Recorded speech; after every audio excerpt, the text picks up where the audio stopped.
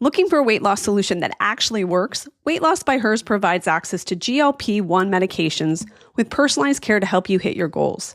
Hers is transforming women's healthcare by providing access to affordable weight loss treatment plans delivered straight to your door if prescribed.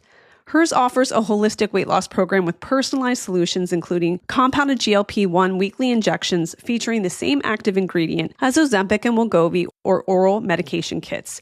So if you've been struggling with your weight loss journey, it's time to find the best option that works for you through Hers. Start your initial free online visit today at forhers.com/KKC. That's FORHERS.com/KKC for your personalized weight loss treatment options. forhers.com/KKC. Hers weight loss is not available everywhere. Compounded products are not FDA approved or verified for safety, effectiveness, or quality. Prescription required. Restrictions apply. Wegovy and Ozempic are not compounded. Actual price depends on product and plan purchased. Ready to electrify your drive? Hyundai's cutting-edge EV lineup is about to change everything you thought you knew about electric vehicles. Prepare to be captivated by a range that's as bold as it is brilliant. From the lightning-fast Ioniq 5 and Ioniq 6, charging from 10 to 80% in a mere 18 minutes, to the tech-packed cabins boasting highway driving assist and blind spot collision warning, Hyundai EVs are redefining the electric experience. And with America's best warranty, including a 10-year, 100,000-mile limited electric battery warranty, you'll drive with unmatched confidence. Hyundai's EVs aren't just the future. They're the now you've been waiting for. Learn more about Hyundai's EVs at HyundaiUSA.com. Call 562-314-4603 for complete details. America's best warranty claim based on total package of warranty programs. See dealer for limited warranty details. See your Hyundai dealer for further details and limitations. The amazing Kate Casey. Welcome back for another episode of Reality Life with Kate Casey, and welcome back for this Saturday series episode.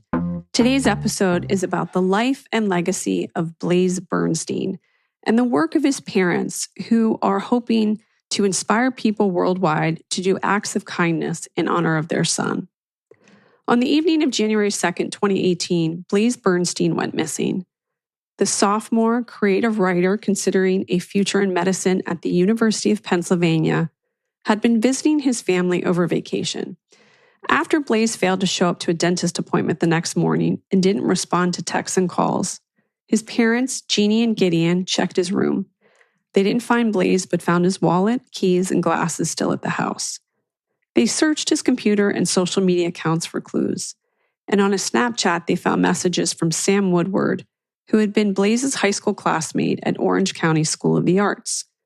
The messaging showed that the night Blaze went missing, he had sent his address to Woodward. Gideon reached out to Woodward, who claimed he had picked Blaze up and driven to a local park. Woodward said that Blaze had then walked off down a path to meet another friend. I didn't see where he went, he told Gideon. I searched all over for him and I couldn't find him anywhere. Well, after that call, the Bernsteins filed a missing persons report with police. I can remember it vividly, as the Bernsteins and I share several friends in common.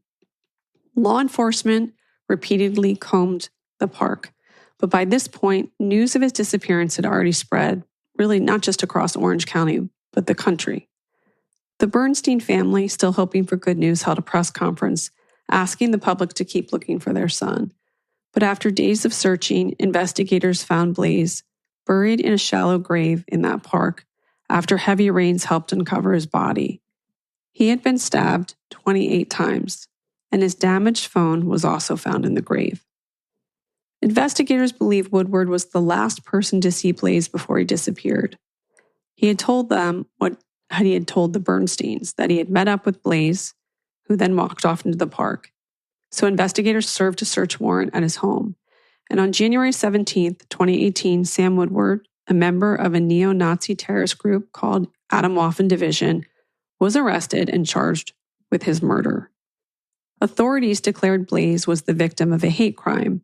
Blaze was both openly gay and Jewish. And during trial, the prosecution argued that online radicalization encouraged Woodward's already conservative upbringing into extremism, and that the murder of Blaze was an anti-gay and anti-Jewish hate crime. On July 3rd, 2024, 6.5 years after the murder, Woodward was found guilty of murdering Blaze and was sentenced to life in prison without the possibility of parole on November 15th, 2024. Blaze It Forward is a campaign to do good things and inspire people to do intentional acts of kindness. What began as a resource Facebook page for the family to gather information in the days following Blaze's disappearance soon turned into a page focused on the movement with thousands following and contributing through kind acts. My guest is Jeannie Pepper Bernstein, Blaze's mother, and we discuss finding strength and a mission out of tragedy. How can we best celebrate a life lost? How can we find hope in grief? And as this reaches you today, wherever you may be, I'm hoping that you can join me in blazing it forward for someone else. Just a gesture that shows care and consideration for others, small or large. We rise by lifting others. Robert Ingersoll. Here is my interview with Jeannie Bernstein. So the first thing I would ask you is, Blaze has such a unique name. What is the backstory on his name? Well, I wanted him to have a special name, and we had a list. And I liked the name Blaze because Blaise Pascal, who was a mathematician, a theologian, a scientist. He was brilliant. He was an inventor. He invented one of the first calculators. And I wanted to spell it an American way, so it would be an American name. So it's Blaise Pascal's name was spelled Blaise, but we spelled it obviously Blaze. And I thought that Blaze would do great things from the minute he was born. In fact, I had the list, but I had not actually chosen the name until after he was born. I dreamt that I had a child named Blaze that night after he was born. And in the morning, I told my husband about the dream and that we would name him Blaze. Wow. And so we did. And such a cute face, like all the baby pictures on the website, such a cute little baby. I'm assuming people would stop you and comment on him. He was cute. I thought he was adorable. Yeah, babies are cute. What was cute about him was he smiled very early. Like he looked like he was smiling even when he was an infant sometimes. And he could look me in the eyes from the get-go. He would just stare into my eyes. So I felt like very connected to him from the very beginning. So when you think of like your little immediate family and him growing up, what were the things that kind of stood out about him? Well, he was very curious about everything. He was really, he didn't sleep a lot. And I would ask the pediatrician about it. I would say, this kid, he's up at 5 a.m. He won't take naps. And he doesn't want to go to bed like at a normal time. He could stay up all night if we let him. And the pediatrician said that kids that are curious about the world are eager to get up and go in the morning to learn. And that made so much sense to me because he was just so curious about how everything worked. He figured out how to do all the baby proofing in the house. We had to put that up, but it didn't work for him because he had figured out how to use it, all of it. So I had to put baby proofing on both sides of the drawers so that even though he could get one open, he couldn't get the other one open at the same time. So that was the only way to keep him out of some of the drawers. So what I ended up doing was everything he could get into, I would just put stuff in there that I didn't care if he got into it. So in the kitchen, half of the kitchen, which was accessible to him, I had all the pots and pans and, all the, tools that he couldn't hurt himself with. And he would just pull it all out and play with it and have a great time and could care less about all the toys that we had for him. He just wanted to get into the kitchen and all the things in there. And yeah, he was just very curious, very busy little kid. At what age did you notice that he had quite a talent for writing? Well, it's a great question.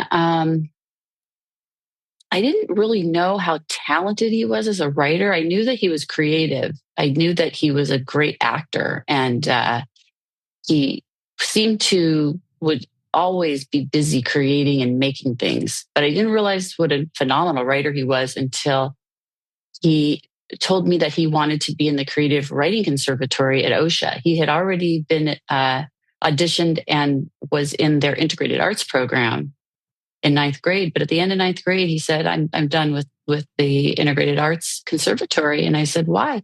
And he said, because everybody in there is good at everything, but they're not great at anything. And that was such an interesting thing that he said to me. And I was like, what do you mean by that? And he said, well, they're all, they can all dance, they can all sing, they can all write, they can all, they can do whatever, but nobody's passionate about anything. I want to be around people that are passionate about writing, because I love writing. And I just thought it was ridiculous. You're already in the school. Why are you doing this all over again? Because it's like really hard to get into OSHA. It was Truly. a process. And I thought, are you going to endanger your standing there if you try to get out of that conservatory? What if you don't get out of it? Are they going to be mad at you? And he said, I don't care. I want out. And so there were 9 spaces. They had 100 applications, and he got into the writing conservatory that year. So his sophomore year, he started in the writing conservatory. And I found out later, after he had submitted some of his work, that he had submitted one of his works to a creation story to the Bangalore Journal review, and he was accepted. They did not know he was a high school student when they accepted that piece into there. It's an international writing journal. Wow. And so he was published, and I was shocked when I read it and I saw how good it was. I was like, this is incredible. I don't know how you did this. Because it was a creation story about Africa. And he used, it was like he was a native to Africa, the way he wrote. He used all kinds of, words in the native language. He seemed to have a really great handle on the culture. I said, how did you do this? And he said, Google. Yeah. So he could take anything and create with it. Sounds like he's somebody who was a great listener too, which probably really helped tremendously in his writing as well. When he started looking at colleges, what did you think? Like, I could see him in this part of the world or doing this sort of thing. What did you envision? Well, I had always hoped that he would follow in my footsteps and my husband's and go to a UC school, because I always felt, and I still do, that they're the best value in public education, especially if you live in California. But when he was in the beginning of high school, I knew that he had a chance to get into an Ivy League school. In fact, when he first started in the writing conservatory, I went to the parent introductory night there, and Jamie Lee Jocelyn, who is one of the advisors at UPenn in the Kelly Writers House there, she used to come to the school to recruit there. And the head of the department at the time told us in the parent evening that the UPenn had been recruiting at the school. Wow. And one of the students apparently was given a full scholarship to go to UPenn from OSHA.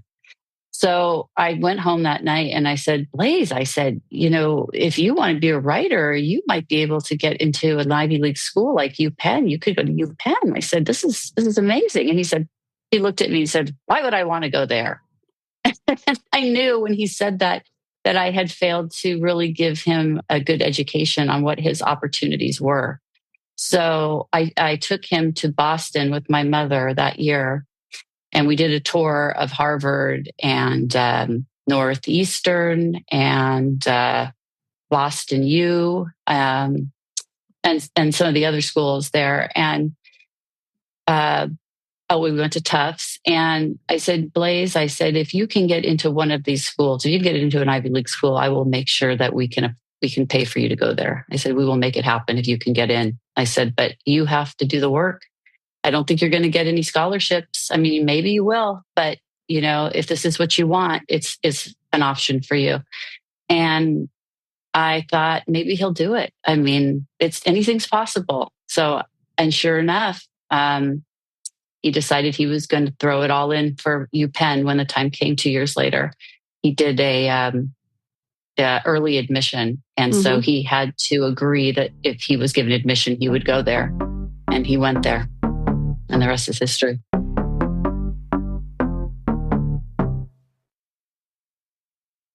This message comes from Greenlight. Ready to start talking to your kids about financial literacy? Meet Greenlight, the debit card and money app that teaches kids and teens how to earn, save, spend wisely, and invest with your guardrails in place. With Greenlight, you can send money to kids quickly, set up chores, automate allowance, and keep an eye on your kids' spending with real-time notifications. Join millions of parents and kids building healthy financial habits together on Greenlight. Get started risk-free at greenlight.com/Wondery. Bombas makes the most comfortable socks, underwear, and T-shirts. Warning, Bombas are so absurdly comfortable you may throw out all your other clothes. Sorry, do we legally have to say that? No, this is just how I talk, and I really love my Bombas. They do feel that good. And they do good, too. One item purchased equals one item donated. To feel good and do good, go to bombas.com/Wondery and use code WONDERY for 20% off your first purchase. That's BOMBAS.com/Wondery and use code WONDERY at checkout. When he went, was his idea that he would continue with creative writing? Because I know at some point he had thought about medicine or something that was a little bit more science-based. But what was the intent in terms of like a major or a career? Well, when he went off to school, we had talked about that. And I was really clear with him that in my mind, that somebody he was a scientist. I mean, he was really, really sharp. When it came to math and chemistry, he, I think for the most part, was self-educated in those departments while he was in high school. He told me he could teach himself the lessons just by going online and watching YouTube videos. And I was like amazed because some of the parents had told me that the math program there wasn't good. And I asked Blaze about it. He said, I don't care. I'll just teach myself. Unbelievable. Wow. He did. And even chemistry, when we started there, he wanted to go and have, all AP classes and everything. And I had dissuaded him from doing that because I was concerned about his mental health, having every class be an AP class. I wanted him to just take his time and not put so much pressure on himself. So he hadn't taken, I guess, the prerequisite for AP chemistry. And that was a class that he was going to be able to take his junior year. And so the summer before his junior year, he caught himself up and he was ready and he got A's in that class, even without taking the formal prerequisites for an AP chemistry class. He still did it. So I was shocked that he could do that. And I knew when he and a partner also were on a team that competed in the chemistry Olympics. And they had never been able to beat Troy High School, which is a science magnet here in Orange County. Very good school. And his team was the first one to ever beat Troy in the chemistry Olympics. Wow. So that was a big win and amazing. And I told him before he left, I said, you have a real talent here. You're very gifted in science and you could really help a lot of people with this. I hope that you will do something like being a doctor or a researcher so that when you go to bed at night, you feel good about what you did every day, that you helped improve the human condition. And, I think, a lot of times when you say something like that to a kid, they're just like, shut up and get out of my room. And for the most part, he probably did say things like that to me when I would give him my little pep talks. But at the end of the day, he actually did listen to everything I said. He really took it to heart. And so when he started at UPenn, he was actually in the Vagelos. He's in a special program created by the Vagelos family that was offered a double major in molecular sciences. The beginning of the next school semester, he realized that it probably had not been a good idea and that it was too stressful. So he was just going to be a pre-med major at that point, and he had dropped out of that program. But yeah, he planned on going forward with a medical career, but he was always involved in the writing department. Even when things were hard, he stayed with his advisor, who ended up being Jamie Lee Jocelyn, the one that recruits at OSHA. She was his advisor at the Kelly Writers House, and she advised him to stick with the writing. And so he did, and that gave him probably his greatest joy, was writing in that program. So whether or not he would have ended up having a career in writing or be a doctor or whatever it was going to be, it was something that he loved doing. Mm-hmm. So I imagine he would have continued to write. So in January of 2018, that's when we lose him. And I think that there are a lot of people that are listening to this right now who have experienced something traumatic, the loss of someone. What can you say of how you can begin to start to walk out of a massive amount of grief, like something that's cataclysmic, like that you have experienced? What are some of the first ways you can walk out of that and begin to see life in a new and hopeful way? Well, for my husband and I, we were very fortunate that we have a tremendous Jewish community here in Orange County that was so helpful and so supportive and so kind.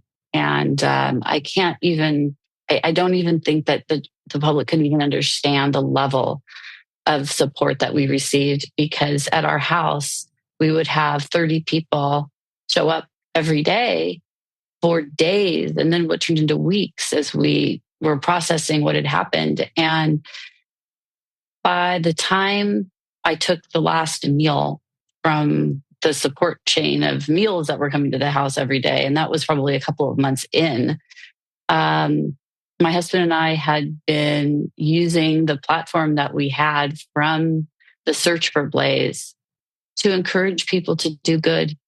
And that gave us joy. It gave us happiness and hope.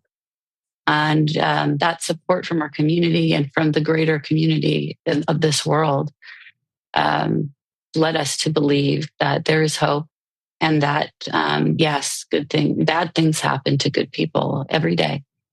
And that isn't a reason to stop being good. And it's not a reason to stop living a good life. There is always hope. As long as there are good people in this world, there is hope for a good future, a better future for our children. And I still had 2 children that I had to, get through the system here. And I was not going to give up on those kids or a future for them. That wasn't something that my husband or I could do. So instead, we concentrated on what was within our power and what we could control. And that came down to using the platform to do good in this world. And we continue to do that. It gives us hope. I remember reading that when you had taken a trip to Israel, that he had collected some rocks. And that when you were putting the memorial mosaic together, you had included those rocks. And then didn't people start sending you rocks from all over? Yes, they did, actually. People still send us rocks from all over. In fact, there's a great example. This one. Wow. Beautiful, isn't it? Beautiful. This was sent to us by, I believe this one came from Denmark. If the person who made this remembers, you can tell us if I'm wrong, but it just says on the back of it, she wrote something really nice. I don't know if you can see it, but it says, "To shine your brightest light is to be who you truly are." And then she wrote, "Love by M." But yeah, we receive these in the mail quite often. And in the Jewish tradition, you leave these at a grave site to show that the person is loved and that someone has been there. Because, flowers, which are traditional for Americans to leave at grave sites, they don't last, but these rocks will stay there, until somebody removes them. So we've continued to beautify the area around the place where Blaze was murdered.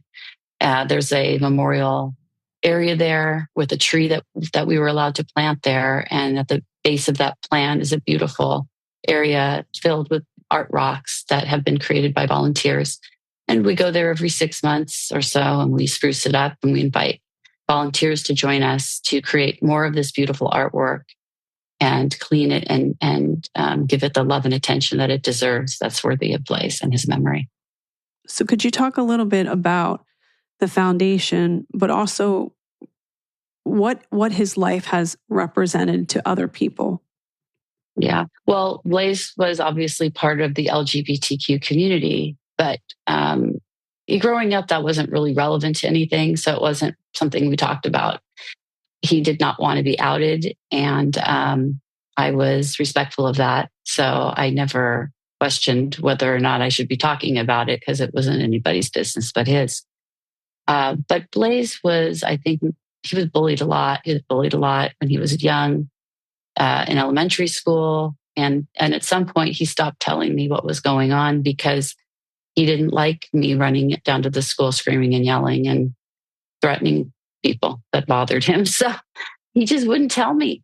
And then I would get a phone call from a teacher when another student hit him in the head with a baseball bat during PE. That happened in middle school.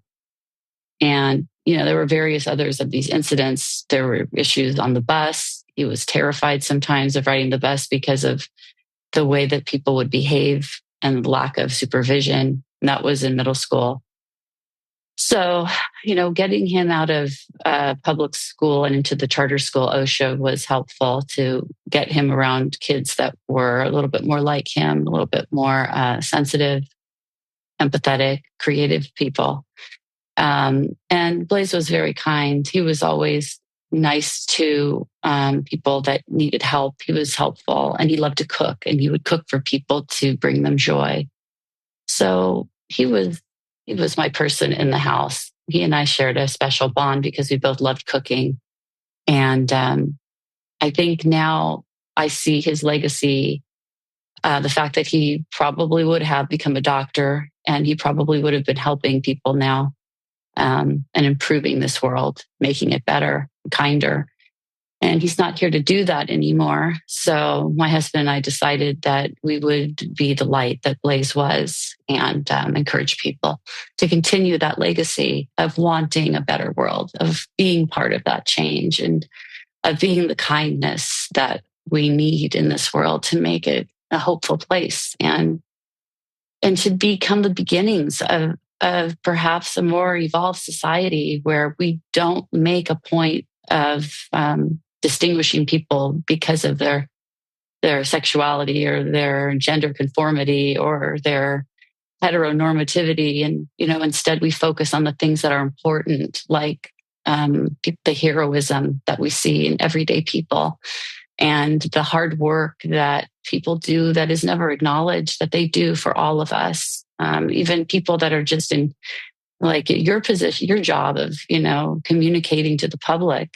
you're doing it in such a way that you can advance these messages of making this world better. And so I see what your work as something that is helpful, that is kind, and that is, doing good in this world. So you're the type of person that I would want to have on my podcast. So I'm happy that we've arranged that for the future. But basically, in a nutshell, we have a fund that is custodied at the Jewish Community Foundation of Orange County, which basically is a donor-advised fund, and we are considered the donors. So we can take that money and put it towards projects that would further the goals of Blaze It Forward, which is the slogan that campaign that my family started when we determined that Blaze had been killed. We started to use our Facebook page, which had been used to gather facts and information about his disappearance. But after we knew where he was, we opted to use it and change it into the Blaze It Forward public Facebook group, where we celebrated Blaze's life, his kindness, and his legacy, and encourage people to blaze it forward, which, like the slogan that most people are familiar with, which is pay it forward. We encourage people to do kind acts as a way of celebrating Blaze's life and legacy. And donations to that fund are used to promote causes and organizations that Blaze would have been grateful to support.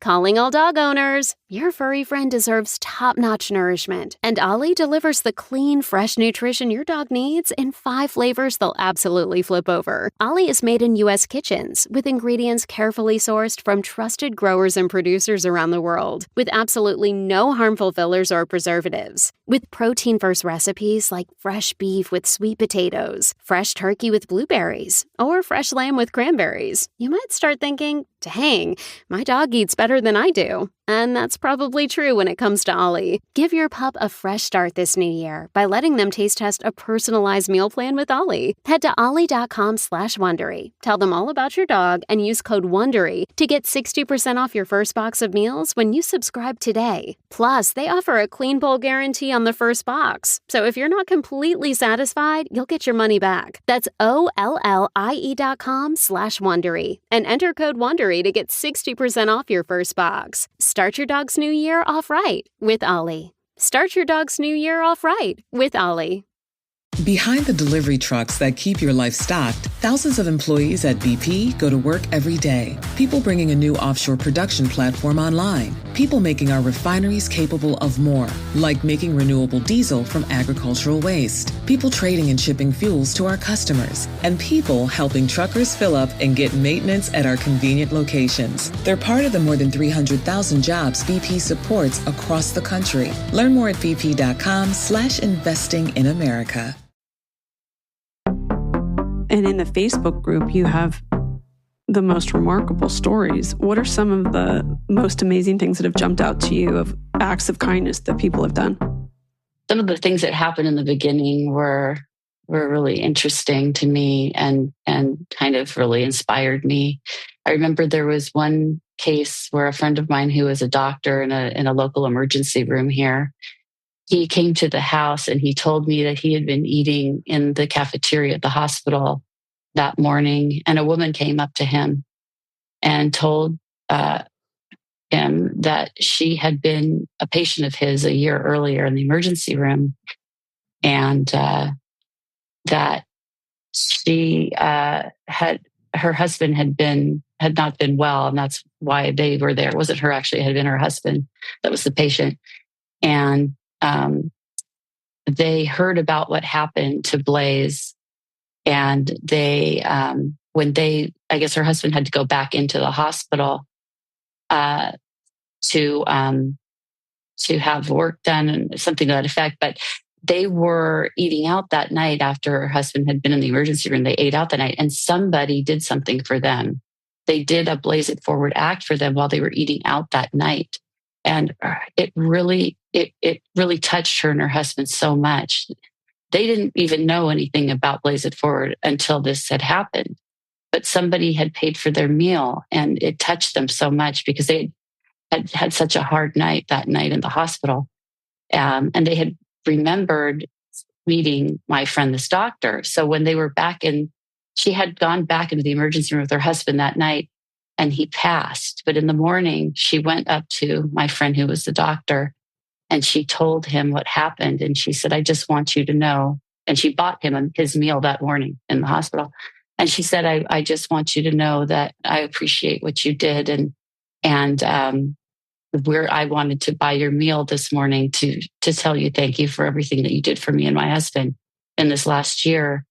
And she told him that she was blazing it forward, just like this person had the night before. And this was a friend of mine. And that's what was so crazy about the whole thing. Wow. Was that this was reported to me by a friend who had somebody who blazed it forward and bought him his meal at the hospital that morning. So the long story, but what I wanted to emphasize with it is that we don't know how we impact other people. We don't understand the things that we do and how the kind acts that we do, how they really do make a difference in people's lives. And if you don't think so, then you need to start subscribing to the public Facebook that we're on, the Blaze It Forward Facebook group, so you can see the kinds of people and the things that they do. But that was just one. There were so many of these types of examples, though. But people do really do great things. I have a very good friend of mine, Elisa Abacassis, who was also on my podcast, and you probably would like to talk to her also. She became a volunteer at CASA because of Blaze It Forward, and she learned about it on Blaze It Forward. She's become a big advocate for them. And she, at her last birthday party that she did, she asked people to donate to CASA, which is Court Appointed Special Advocates here in Orange County, and they are all around the country. They help children in the foster system. And she was able to raise $50,000 in one night just from her friends for this organization. So these things, they make a difference. They really do. Well, I think of Blaze and the family that he came from and all of the time he spent getting to know people and understanding their story. And on top of all of this, his own grandmother survived the Holocaust.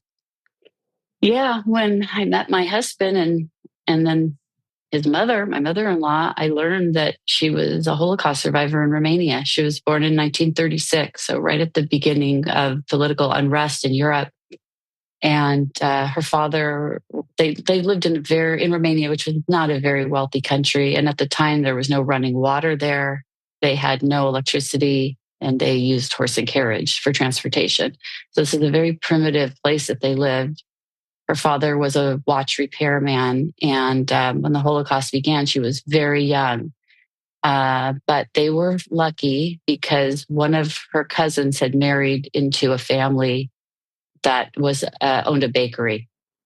And when the Germans occupied the town that they were in, they kept her family alive because they were forced to make food for the soldiers. So they survived the war because of this. But her father and all of the other men, other than the baker, were sent off to work camps. So her father, it took a long time for them to be reunited. And it's a miracle that he survived because they had him, they said he had to stand in freezing water and rivers and break stones and carry stones in the winter. But, after this, they were able to immigrate to Israel, and they were refugees there before 1948. So they were there when Israel became a country, and that was their only hope for survival at the time. Wow. And is she still with us? Yeah, she's still alive. Fantastic. She is, let's see, well, she's almost 90 years old. Wow. But she'll be 89 this year. What an interesting connection to that story, and knowing how much Blaze loved to cook. He wrote for the college magazine, right? He did. He wrote. Appetit? He not only wrote for Pen Appetit, he became, at his death, he was the editor of the magazine. As a sophomore. He became the editor of, and he was working on it before he died. I saw all of his notes that he had written down about the next features that were going to be coming out in that magazine, and we passed it along to the new editor, and they actually made that. They made that volume based on his creativity, his creative ideas for it. So that was something. I wish he could have seen that. What an extraordinary young man and life that he lived in a short time. If there's one thing you want people to know about Blaze and his legacy, what would that be? Oh, his legacy is that we should all be trying to make this world better, trying to repair it, because it's not enough just to exist here. There has to be more than just existence. And I think Blaze got it, that, life is a place of beauty. Life is beautiful. It's a place where we can learn and grow, and we can be curious about how everything works here. And he was curious. He was so curious. He learned God's language. He learned chemistry and math. So he was very interested in understanding this world. But unfortunately, he was too young to understand hate. And he was too young to understand how it could affect his life. So the takeaway for me is that if you're not teaching your kids about the importance of kindness and living a kind life, like really living a kind life, and that means not living in a house where you disparage people that are different than you are, who might be in the LGBTQ community, and that you support people in their authenticity. And I think that could have changed the world for Blaze if that had happened in this area that we live in. But maybe someday. I have hope. I do too. Well, tell everybody where they can learn more about the foundation, how they can blaze it forward, and where they can find you and your podcast. I would be happy to. I hope that you'll join us at the Blaze It Forward Facebook group. It's a public group. You apply and we let you in. And that's a great place to learn about what you can do to make this world a better place. And if you want to learn more about Blaze and his life, you can go to blazebernstein.org. He's got his own website there. And if you want to learn about my podcast and the work that I'm doing to bring vision, bring opportunity to people that are making this world better, I like to have guests on my show, just like Kate does, people that are game changers, people that are doing things, actively doing things through their careers, through their passion projects, through their philanthropy, through their children, through their networking, whatever it is, they bring to it kindness, acceptance, and a willingness to see a vision of this world that's better and to get us there. And you can do that at peptalksforjeanne.com. That's PEPP, because my last name is Pepper. And Jeannie, which is, I spell it kind of strangely, JEANNE. So peptalkswithjeanne.com. And you can learn more about what we're doing here at Pep Talks. And you can listen to our podcasts on Spotify and Apple Podcasts and our YouTube channel, where you can actually watch what we're doing here, because we do film it just like you do. So I'd love for people to make contact with me also if they'd like to be featured, because some of the best guests are people that actually approach me and say, I've got something that you might want to know about. And usually it's something really, really fantastic. So got something fantastic, reach out. I can't thank you enough. Thank you for your time. Thank you, Kate. I appreciate you. The amazing Kate Casey. I want to thank my great guest, Jeannie, and remind you to click subscribe. Please leave a 5-star review. Also, make sure that you join my Facebook group, Reality Life with Kate Casey. And I want to hear about your act of kindness today. Please share it with us. I'm hoping that it spreads encouragement for others to do the same. You can always get my must-watch list of what to watch in unscripted TV every week by going to katecasey.substack.com. You can get bonus episodes on my Patreon at patreon.com/Kate Casey. And also, please follow me on social media. I'm on Instagram at @KateCaseyCA, TikTok, it's Kate Casey, and Twitter Threads and Blue Sky at Kate Casey. Please check back on Monday for my What to Watch list. And on Tuesday, my guests are Jenny McCarthy, Wahlberg, and Donnie Wahlberg.